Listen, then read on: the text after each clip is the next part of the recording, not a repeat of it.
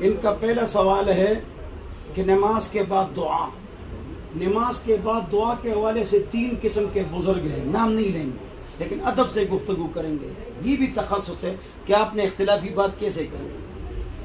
ایک بزرگ ہیں وہ نماز کے بعد دعا کرتے نہیں، ہاتھ اٹھانا ثابت نہیں ہے، یا اپنی اپنی دعا کرو اور جاؤ، تو اکثر وہ چلے جاتے ہیں۔ بعض ہمارے ایسے بزرگ ہیں آپ جانتے ہیں کہ وہ دعا کرتے ہیں، لوگ امین امین کہتے ہیں، اس پر پابندی کرتے ہیں۔ بعض ایسے ہیں کہ کبھی کبھی دعا کر لی، اکثر نہیں کرتے ہیں۔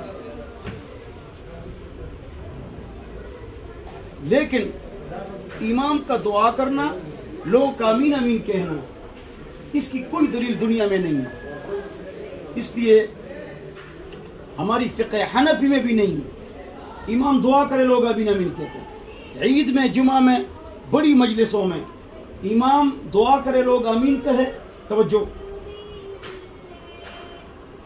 مجھے بڑا غصہ آتا ہے، اتنی بے توجہی میں برداشت نہیں کرتا، میں بہت غصے والا ہوں۔ امام دعا کرے لوگ امین امین کہیں، یہ بڑی مجلسوں میں بعض اوقات کرتے ہیں، اس کا مقصد یہ تھا کہ لوگ دعا کا طریقہ سیکھیں، تو وہ تعلیماً ہے، ثابت نہیں۔ جو لوگ دعا کرتے نہیں چلے جاتے ہیں، یہ غلط کرتے ہیں۔ جو لوگ دعا کرتے لوگ امین امین کہتے ہیں، یہ بھی غلط کرتے ہیں۔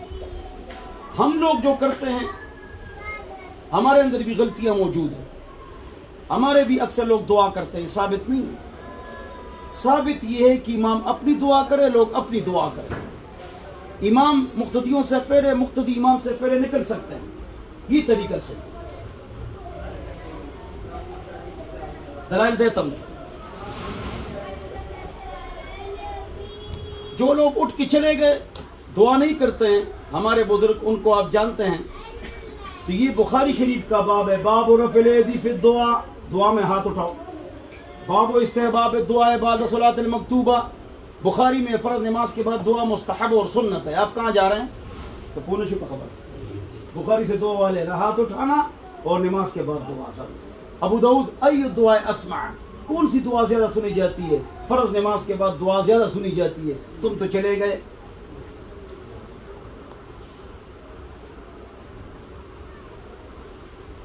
پھر 3 مقطع فکر ہے۔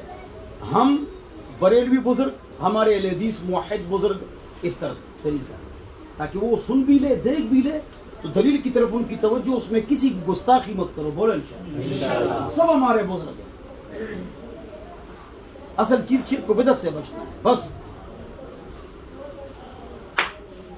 ایک بزرگ اہل حدیث وہ کہتے ہیں اللہ اکبر، استغفر اللہ استغفر اللہ 3 بار پڑھتے ہیں اونچی آواز سے، یہ غلط کرتے ہیں اہل حدیث حضرات، ہمارے بزرگ۔ ہم کہتے ہیں اللہم انت السلام و منک السلام، ہم بھی غلط کرتے ہیں۔ ہمارے بریلوی بزرگ لا الہ الا اللہ ایک آواز سے، وہ بھی غلط کرتے ہیں۔ تینوں غلط، تینوں ٹھیک اس لیے ہے کہ تینوں حدیث میں ہے، تینوں ٹھیک اس لیے کہ تینوں حدیث میں ہے۔ کلمہ بھی ہے جو بریلوی کرتے ہیں، استغفار بھی ہے، اللہم انت السلام بھی ہے، استغفار بھی ہے۔ تو نماز کے بعد تو 35 اذکار ثابت ہے، کتنے؟ 35۔ تو ایک نے ایک کو خاص کیا، ایک نے ایک کو خاص کیا، ایک نے ایک کو خاص کیا، یہ تینوں غلطی پر ہے۔ کیوں؟ الخصائص لا تثبت الا بدلیل، تخصیص کی دلیل چاہیے، تخصیص کے لیے دلیل چاہیے۔ اب ہر دعا پڑھ سکتے ہو، تم نے ایک کو کیوں خاص کیا؟ لہذا تخصیص کے لیے دلیل چاہیے۔ فتح الباری مقدمہ،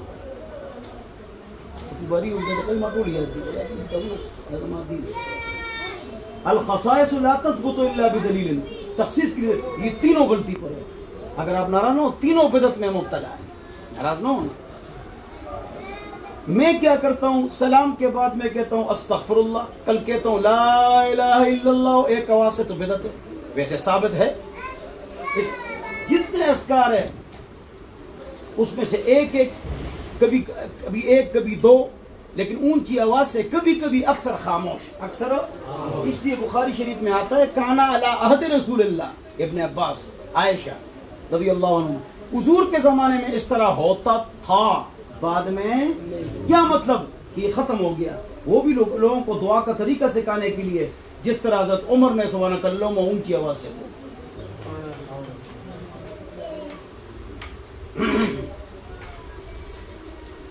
اس لیے ابن بطال نے فرمایا، قسطلانی ابن حجر اسقلانی عمدۃ القاری کے اندر لکھا ہے کہ ذکر بالجہر حرام ہے بالاجماع، اور مسجد میں حرام ہے۔ ایک ذکر بالجہر یہ صوفی کرتا ہے نا، اس کے 10 شرائط سنت نہ سمجھو، کچھ وقت کے لیے کرو، دل جاگ جائے تعلیماً، وہ بھی سنت نہیں، اس پر پابندی بھی غلط، ایک آواز بھی غلط، لوگ لوڈ سپیکر میں بھی غلط، لوگ خراب ہو جائے اس میں بھی غلط، لوگ اس کو سنت سمجھ لائے وہ بھی غلط، وہ الگ مسئلہ ہے۔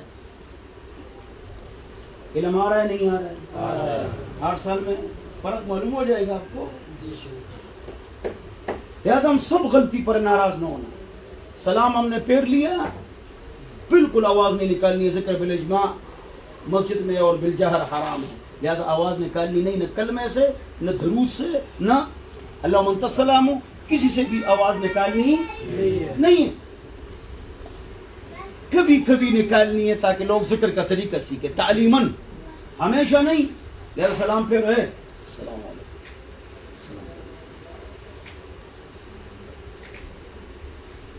آہستہ، پھر دعا آپ اپنی مقتدی اپنی۔ آخر میں ایک لطیفہ سن کر بات ختم کر، کیا ہے؟ اس طرح بھی ہے ہاتھ اٹھانا، یہ نظر آ جائے، اس طرح حضور نے عرفات میں کیا، اس طرح بھی ہے۔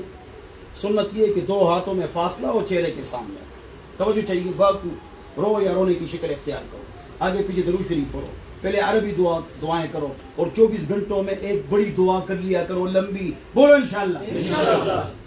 جلدی ہاتھ اس طرح، لا يتقبل اللہ عن قلب اللہ، اللہ غافل دل کی دعا قبول نہیں فرماتا۔ لطیفہ، میں نے جنازہ پڑھایا، میں نے تو جنازے میں جنا ہمارے علماء جو بدعت کے بڑے خلاف ہوتے ہیں، ماشاءاللہ مجھے ان علماء سے محبت ہے، شرک بدعت کے خلاف زیادہ بولتے ہیں، وہ صحیح علماء ہوتے ہیں، وہ بیٹھے ہوئے تھے، تو میں نے کہا یہ جو تم سارے کھڑے ہو، جو دعا ہے دفن کے بعد، یہ انفرادی ہے، اجتماعی نہیں، سری ہے، جہری نہیں ہے، گول دینے میں نہیں ہے، بدعت ہے، تشبہ شرک ہے۔ لہذا قبلے کی طرف دعا منہ کرو، اپنی اپنی دعا کرو، ایک دوسرے سے آگے جا سکتے ہو۔